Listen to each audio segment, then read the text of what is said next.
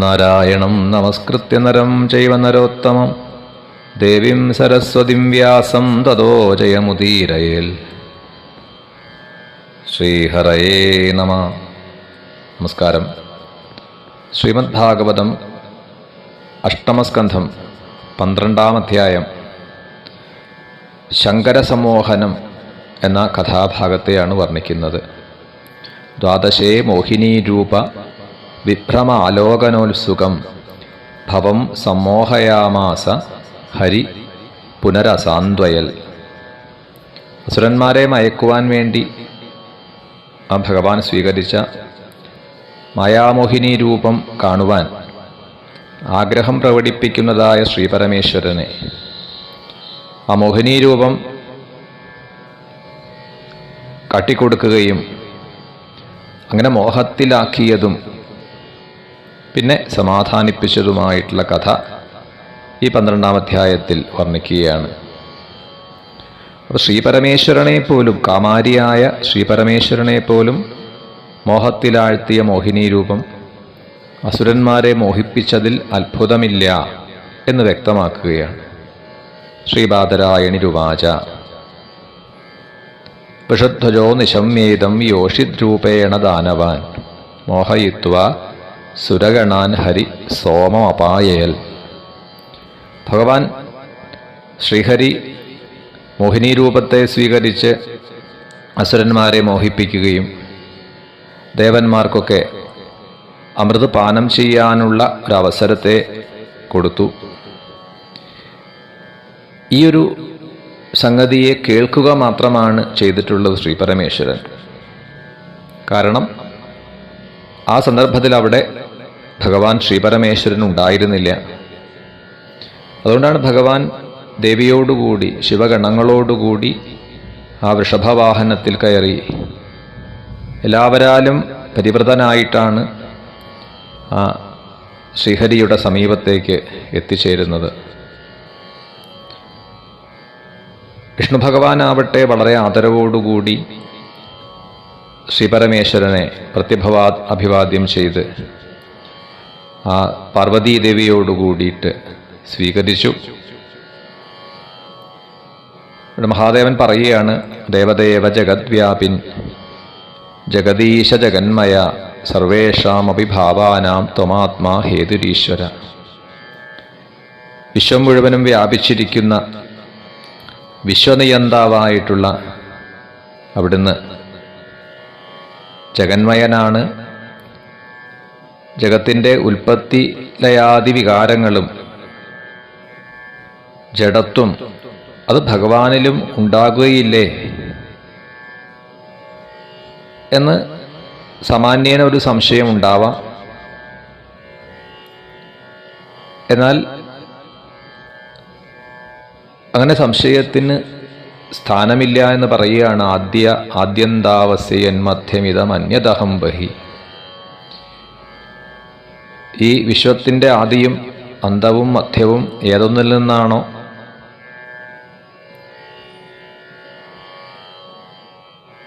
ഈ വ്യവഹാരത്തിന് ആസ്പദമായിട്ട ദൃശ്യപ്രപഞ്ചം ഞാൻ എന്ന് അഭിമാനിക്കുന്നതായ ആ ദൃഷ്ടാവായിട്ടും ബാഹ്യമായിട്ടുള്ള ഭോഗ്യവസ്തുവായിട്ടും ഒക്കെ സ്ഥിതി ചെയ്യുന്ന സച്ചിന്മയമായിട്ടുള്ള ബ്രഹ്മതത്വം അങ്ങ് തന്നെയാണ്. തവൈവ ചരണാംഭോജം ശ്രേയസ്കാമാ നിരാശിഷ വിശുജ്യോ ഭയദസംഗം മുനയ സമുപാസതേ. മോക്ഷാർത്ഥികളായിട്ടുള്ള നിഷ്കാമന്മാരായ മഹർഷിമാർ ഇഹലോകത്തിലും പരലോകത്തിലുമുള്ള ഭോഗാസക്തിയെ ഉപേക്ഷിച്ച് ആ ഭഗവത് പാദത്തെ തന്നെ ഉപാസിക്കുന്നവരാണ്. ത്വം ബ്രഹ്മപൂർണം അമൃതം വിഗുണം വിശോകമാനന്ദമാത്രം അവികാരമനന്യതന്യൽ വിശ്വസ്യ ഹേതുരുദയസ്ഥിതി സംയമാനാം ആത്മേശ്വരശ്ച തദപേക്ഷതയാനപേക്ഷ.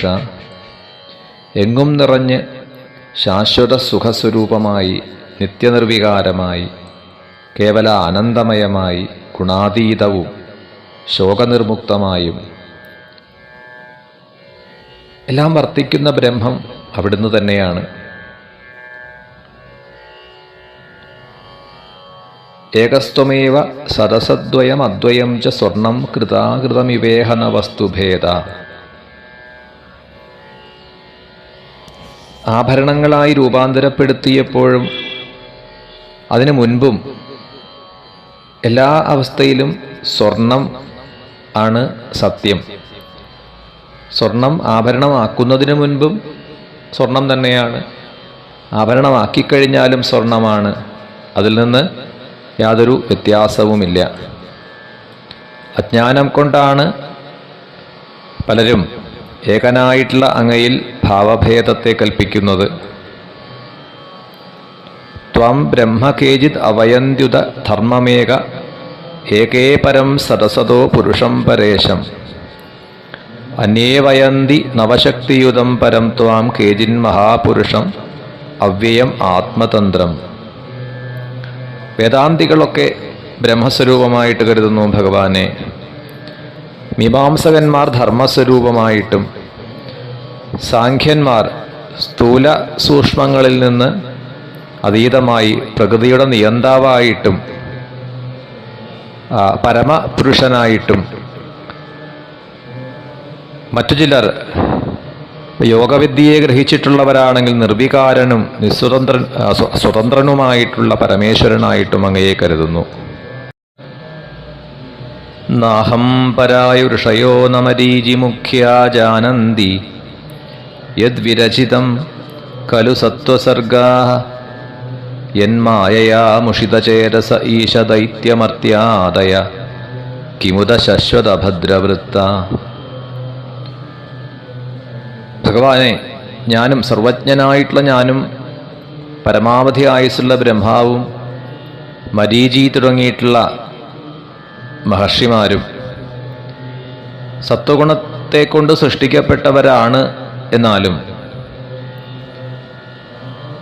ഈ ഭഗവാനാൽ വിരചിതമായ വിശ്വത്തെ താത്വികമായി അറിയുന്നില്ല. ഭഗവാന്റെ മായ കൊണ്ട് അപഹൃതമായ ചിത്തത്തോടു കൂടിയിട്ടുള്ള എപ്പോഴും രജോ ഗുണ തമോ ഗുണദൂഷിതമായ ഉൽപ്പത്തിയോടുകൂടിയവരായ അസുരന്മാരും മനുഷ്യരും അപ്പോൾ പിന്നെ ഭഗവാനെ അറിയുന്നില്ല എന്ന് പ്രത്യേകം പറയേണ്ടതുണ്ടോ?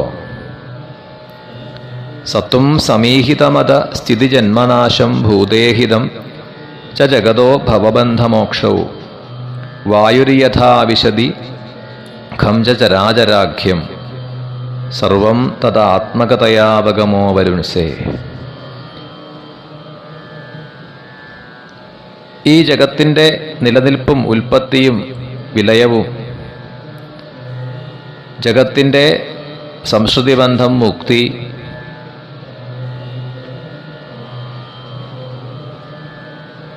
അത് എപ്രകാരമാണ്?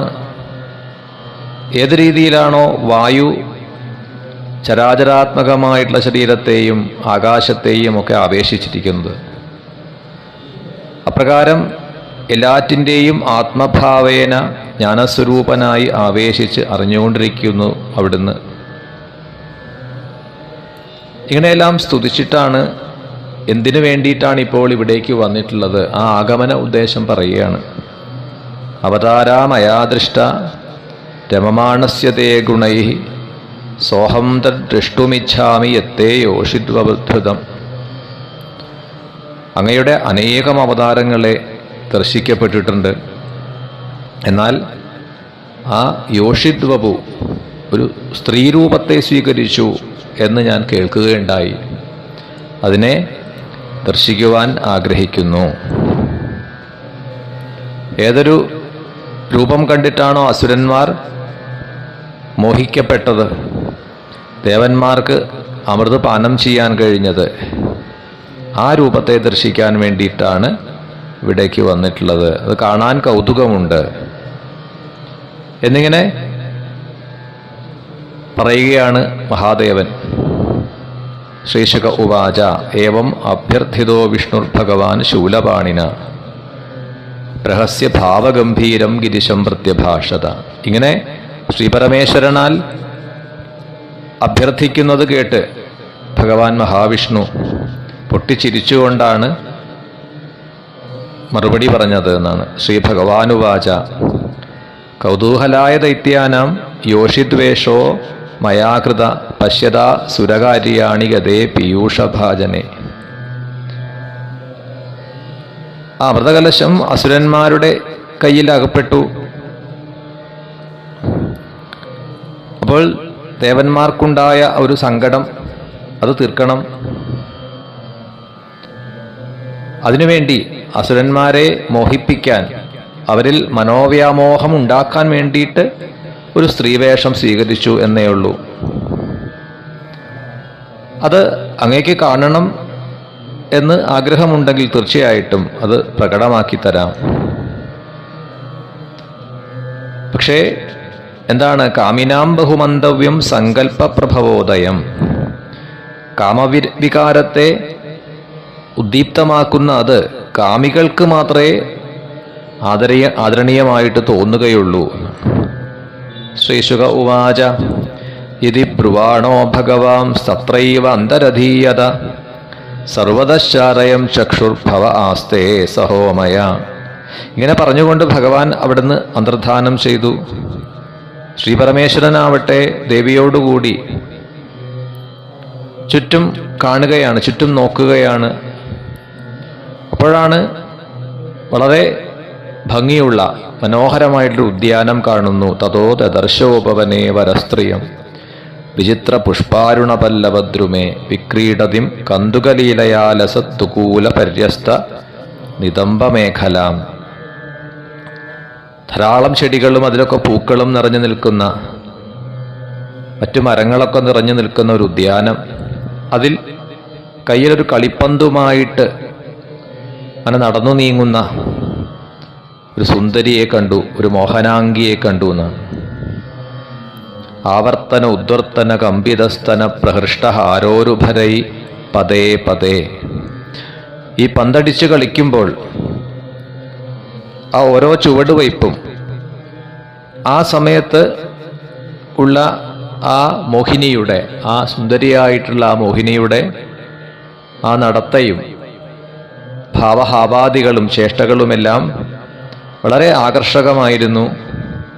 ദിക്ഷുഭ്രമൽ കന്തുകചാപലേ ഭൃശം പ്രോദ്ദിഗ്നതാരായതലോലലോചനം. ആ കണ്ണുകളുടെ ചലനം വളരെ ആകർഷകമാണ്. കാതിലുള്ള കുണ്ടലങ്ങളുടെ കാന്തി നിഴലിക്കുന്നതായ കവിൾത്തടങ്ങൾ, കറുത്ത കുറുനിരകളാൽ ആ നെറ്റിയിലേക്ക് വീണക്കിടക്കുന്ന കറുത്ത കുറുനിരകൾ, അതുകൊണ്ട് അലങ്കൃതമായിട്ടുള്ള മുഖം. ശ്ലഥദ്ദുകൂലം കബരിം ച വിച്യുതാം സന്നഹ്യതിം വാമകരേണ വൽഗുനാ വിനിഘ്നതിം അന്യകരേണ കന്തുകം വിമോഹയന്തിം ജഗദാത്മമായയാ. ഇടയ്ക്ക് അഴിഞ്ഞു വീഴാൻ ഭാവിക്കുന്ന ആ പട്ടുടയാട, കെട്ടഴിഞ്ഞു പോകുന്ന ആ കാർകൂന്തൽ, അതിനെയെല്ലാം തൻ്റെ ഇടത് കൈ കൊണ്ട് ഒതുക്കിപ്പിടിച്ചും വലത് കൈ കൊണ്ട് ഈ പന്ത് തട്ടിയും ഈ ലോകത്തെ തൻ്റെ മായാവിലാസം കൊണ്ട് മോഹിപ്പിച്ചുകൊണ്ടിരിക്കുന്നതായ മോഹിനി. താം വീക്ഷ്യദേവ ഇതി കന്തുകലീലയേഷൽ വ്രീഡാസ്ഫുടസ്മിത വിസൃഷ്ട കടാക്ഷ മുഷ്ട. ആ മോഹിനിയെ കണ്ടിട്ടാണ് ഭഗവാൻ മഹാദേവൻ പിന്നാലെ ചെല്ലുന്നു എന്നാണ്. ആ മോഹിനിയുടെ കടാക്ഷം കൊണ്ട്, ആ കടാക്ഷമേറ്റ് മറ്റെല്ലാം മറന്നുപോയ ആ മഹാദേവൻ നാത്മാനം അന്തിക ഉമാം സ്വഗണാംശവേദ, തന്നെ തന്നെ മറന്നു, തൻ്റെ സമീപത്ത് ഉള്ള ഉമാദേവിയെ മറന്നു, പാർഷദ ഗണങ്ങളെ, ശിവഗണങ്ങളെയും അദ്ദേഹം ഇപ്പം മറന്നുപോയി. അതൊന്നും ഇതിപ്പോൾ അറിയുന്നില്ല. ആ മോഹിനിയുടെ കയ്യിൽ നിന്നും ആ കളിപ്പന്ത് അല്പം ദൂരത്തേക്ക് തെറിച്ചുപോയി. അതിനെ പിന്തുടർന്ന് പോകുന്ന ആ മോഹിനിയുടെ ആ ഒരു വേഗത, ആ ഒരു ഭാവം നോക്കി നിൽക്കുന്ന മഹാദേവൻ. ഏവം താം രുചിരാപാംഗിം ദർശനീയാം മനോരമാം മനസ്സിനെ രമിപ്പിക്കുന്നതായ സുന്ദരിയായിട്ടുള്ള മോഹിനി. ആ രൂപത്തെ കണ്ട് ഭഗവാൻ മറ്റെല്ലാം മറന്ന് മോഹിനിയെ തന്നെ ശ്രദ്ധിച്ചുകൊണ്ട് നിൽക്കുകയാണ്. തയാപഹൃത വിജ്ഞാന തൽകൃത സ്മരവിഹ്വല ഭവാന്യ അഭിപശ്യന്ത ഗദഹ്രീ തത്പദം യയൗ. ആ മോഹിനിയെ കണ്ട സമയത്ത് വിവേകം നഷ്ടപ്പെട്ടതുപോലെയായി. കാമപാരവശ്യം കൂടി വരാൻ തുടങ്ങി. അതോടുകൂടി മഹാദേവൻ സതീദേവി നോക്കി നിൽക്കെ തന്നെ മോഹിനിയുടെ സമീപത്തേക്ക് വളരെ ആവേശത്തോടുകൂടി നടന്നടുക്കുകയാണ്. താം തമായാന്തമാലോക്യ വിവസ്ത്രാ പീഡിതാഭൃശം നിലീയമാനാ വൃക്ഷേഷു ഹസന്തി നാന്വതിഷ്ഠത. തൻ്റെ സമീപത്തേക്ക് വരുന്ന മഹാദേവനെ കണ്ട് വളരെയധികം ലജ്ജയോടുകൂടി, വ്രീഡിത ലജ്ജയോടുകൂടി വൃക്ഷങ്ങൾക്ക് ഇടയിൽ മറഞ്ഞു നിൽക്കുകയാണ് പുഞ്ചിരിച്ചുകൊണ്ട്. എന്നാൽ ഒരു സ്ഥലത്ത് മാത്രം നിൽക്കുകയല്ല, കുറച്ചു ദൂരം പോകും മുന്നോട്ട്, അവിടെ അല്പസമയം ലജ്ജയോടുകൂടി നിൽക്കും. അപ്പോഴൊക്കെ ഭഗവാൻ പിന്തുടരുകയാണ്, അനുഗമിക്കുകയാണ്. താം അനുഗച്ഛത് ഭഗവാൻ ഭവ പ്രമുഷിതേന്ദ്രിയ. ജ്ഞാനവൈരാഗ്യാദി ഗുണങ്ങൾ തികഞ്ഞ ആളാണ് എങ്കിലും ഇവിടെ അപഹൃതമായ ഇന്ദ്രിയശക്തിയോടുകൂടി പ്രമുഷിതേന്ദ്രിയ, കാമവികാരത്തിൻ്റെ വശത്തേക്ക് നയിക്കപ്പെട്ടവനായി തീർന്നു എന്നാണ് മഹാദേവൻ. വളരെ വേഗം ആ മോഹിനിയുടെ അടുത്തേക്ക് എത്തി. കേശബന്ധ ഉപാനീയ ബാഹുഭ്യാം പരിഷസ്വജേ. വേഗം തന്നെ തൻ്റെ ചേർത്തു നിർത്തി രണ്ട് കൈകളെ കൊണ്ടും വാരിപ്പുണർന്നു എന്നാണ്, ആലിംഗനം ചെയ്തു എന്നാണ്. സോപഗൂഢ ഭഗവത കരുണ കരുണീയഥ. ഒരു കൊമ്പനാനയാൽ പിടിയാനയെ എന്നതുപോലെ ശ്രീശങ്കരനാൽ ഗാഠമായി ആലിംഗനം ചെയ്യപ്പെട്ട ആ മോഹിനി. ആത്മാനം മോചയിത്വാംഗസുദർശഭുജാന്തരാൽ പ്രാതവത്സാ പൃഥുശ്രോണീമായ ദേവവിനിർമ്മിത. പെട്ടെന്ന് ആ ഭഗവാന്റെ മഹാദേവന്റെ ആലിംഗനത്തിൽ നിന്നും കുതറിമാറി മുന്നോട്ട് ഓടിപ്പോവുകയും ചെയ്തു. ആ മഹാവിഷ്ണു തന്നെയാണല്ലോ ഇവിടെ മോഹിനി രൂപത്തിൽ വന്നത്. എത്രാവതന്മഹ്യാം ഭരതസ്തസ്യ മഹാത്മന. അല്ലയോ മഹാരാജാവേ, ശ്രീ ശുകബ്രഹ്മർഷി പറയുകയാണ്, ഇങ്ങനെ ആലിംഗനം ചെയ്ത സമയത്ത് എന്താ മറ്റൊരു സംഗതി കൂടി അവിടെ സംഭവിച്ചു എന്നാണ്. ശസ്കന്ധാമോഘരേതസ. ആ മഹാദേവനിൽ നിന്ന് ഒരിക്കലും നിഷ്ഫലമാകാത്തതായ വീര്യത്തോടുകൂടിയ രേതസ് സ്ഖലിച്ചു എന്നാണ്. അത് ഭൂമിയിൽ എവിടെയെല്ലാം പതിച്ചുവോ അവിടങ്ങളെല്ലാം ഖനികളായി മാറി, സ്വർണവും വെള്ളിയും ഒക്കെ ആയിട്ടുള്ള ഖനികളായി മാറി എന്നാണ്. സരസ്സു ശൈലേഷു വനേഷു ഉപവനേഷു ച. നദികളിലും തടാകങ്ങളിലും പർവ്വതങ്ങളിലും മറ്റിടങ്ങളിലുമെല്ലാം വസിച്ചിരുന്ന മുനിമാർ, എവിടെയൊക്കെയാണോ മഹർഷിമാരുണ്ടായിരുന്നത് അവിടെയൊക്കെ ഈ മഹാദേവൻ തൻ്റെ മുന്നിൽ നിന്ന് ഓടിപ്പോയതായ മോഹിനിയെ തിരക്കി അന്വേഷിച്ച് എത്തിച്ചേർന്നു എന്നാണ്. ഇത്രയും ആയിക്കഴിഞ്ഞതോടുകൂടി ആ മഹാദേവൻ ആ വിഷ്ണുമായ ബാധിച്ച് അല്ലെങ്കിൽ വിഷ്ണുമായ കൊണ്ട് മോഹിതനായിത്തീർന്ന തനിക്ക് തൻ്റെ ആ സന്യവർത്തത കശ്മലാൽ ശബലപ്രവൃത്തിയിൽ നിന്ന് പിൻവാങ്ങുകയും ചെയ്തു. സന്യവർത്തത പിൻവാങ്ങി. അഥാപഗതമാഹാത്മ്യ ആത്മനോ ജഗദാത്മന അപരിജ്ഞേയ വീര്യസ്യ നമേനേ തദുഹാദ്ഭുതം.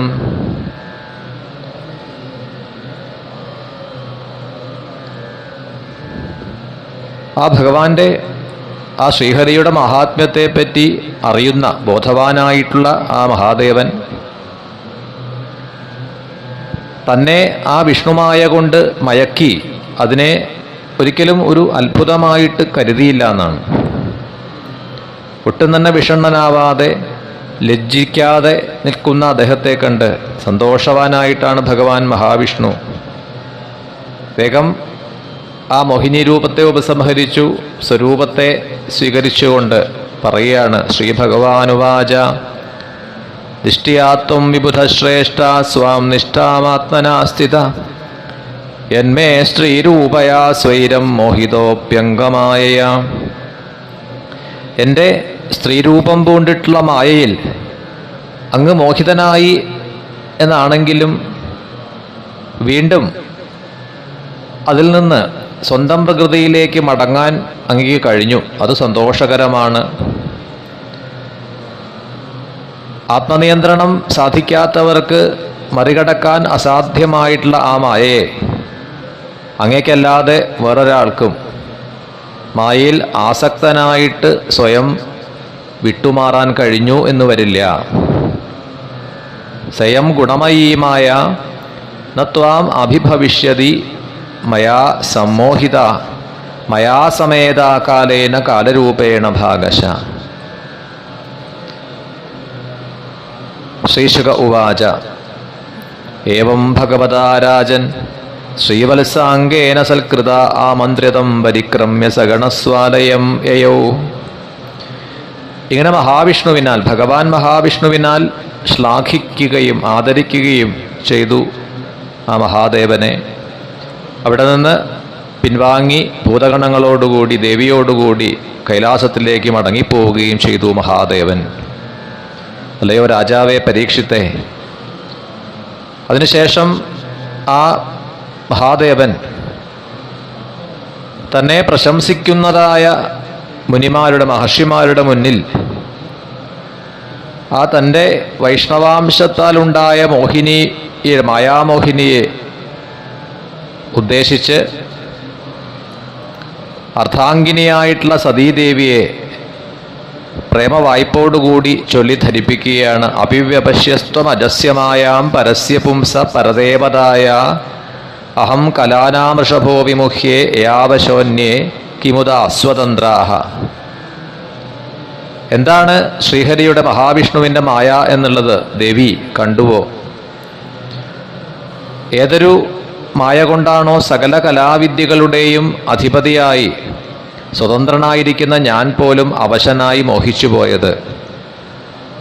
എന്നിരിക്കെ പരതന്ത്രന്മാരായിട്ടുള്ള മറ്റുള്ളവരുടെ കാര്യം പറയേണ്ടതില്ല.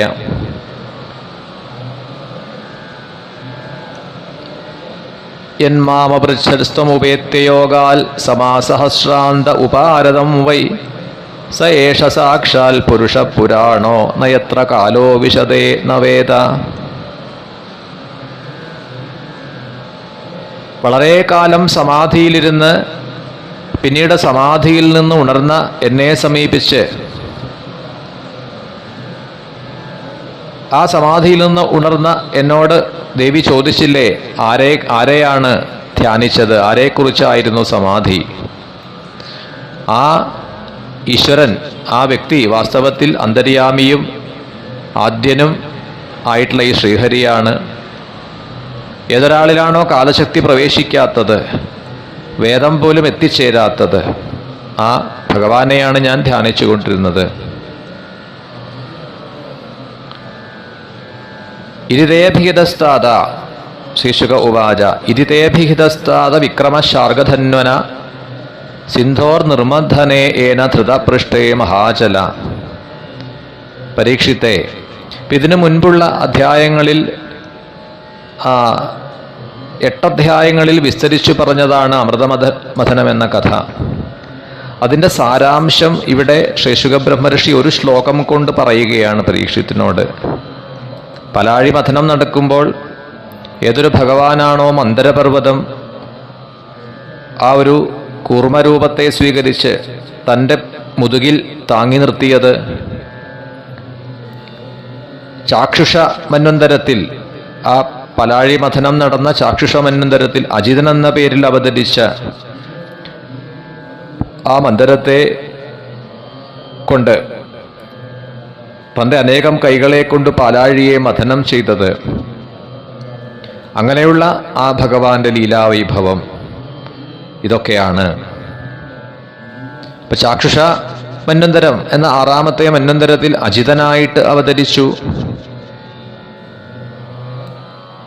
അങ്ങനെയുള്ള ആ ഭഗവാന്റെ പ്രഭാവം, വിക്രമം അമൃതമഥനത്തിൽ കൂടിയിട്ട് ഇവിടെ ശേഷുക ബ്രഹ്മർഷി പരീക്ഷത്തിന് വളരെ വിസ്തരിച്ച് കേൾപ്പിച്ചു.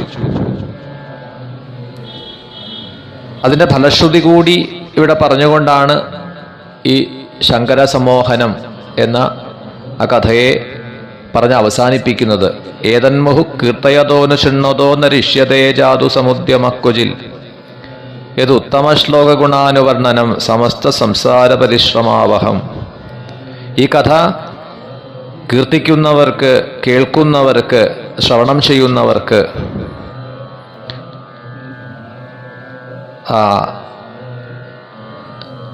അവരുടെ ഉദ്യമം ഏതു തന്നെയാണെങ്കിലും ഒരിക്കലും ഒരിടത്തും പാഴായി പോവുകയില്ല, ഒരു തരത്തിലും പരാജയമുണ്ടാവില്ല.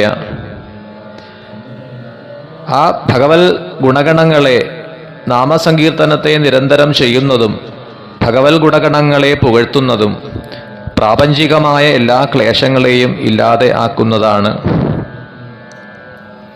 അസത വിഷയമഘ്രിം ഭാവഗമ്യം പ്രപന്നാനമൃതമരവര്യാനാശയൽ സിന്ധുമധ്യം കപടയുവതിവേഷോ മോഹയന്യസുരാരിം തമഹമുപശ്രുതാനാം കാമപൂരം നതോസ്മി. ആരാണോ പലാഴി മഥനം ചെയ്ത് അമൃതത്തെ മായാമോഹിനിയുടെ വേഷം ധരിച്ച് അസുരന്മാരെ മോഹിപ്പിച്ചുകൊണ്ട് ആ ഭഗവാൻ അസത്തുക്കളായിട്ടുള്ളവർക്ക്, ഭക്തിശൂന്യന്മാർക്ക് ഒരിക്കലും അറിയാൻ കഴിയാത്തതും പ്രാപിക്കാൻ കഴിയാത്തതും ഭക്തി കൊണ്ട് അറിയാൻ കഴിയുന്നതുമായ ഏതൊരു ഭഗവാന്റെ തൃപ്പാദത്തെയാണോ ശരണം പ്രാപിച്ച ദേവന്മാരെ അനുഗ്രഹിച്ചത്, തന്നെ ആശ്രയിച്ച ഭക്തന്മാരുടെ ആഗ്രഹത്തെ നിറവേറ്റിക്കൊടുത്തതായിട്ടുള്ള ഭക്തവത്സരനായിട്ടുള്ള ആ ഭഗവാനെ ഞാൻ നമസ്കരിക്കുന്നു എന്ന് പറഞ്ഞുകൊണ്ടാണ് ഇവിടെ ശങ്കര സമോഹനം എന്നുള്ള ശ്രീമദ് ഭാഗവതം അഷ്ടമസ്കന്ധത്തിലെ 12ാം അധ്യായത്തെ ഇവിടെ സമർപ്പിക്കുന്നത്. ശ്രീഹരയേ നമ. ഗോവിന്ദ നാമ സങ്കീർത്തനം. ഗോവിന്ദ ഗോവിന്ദ.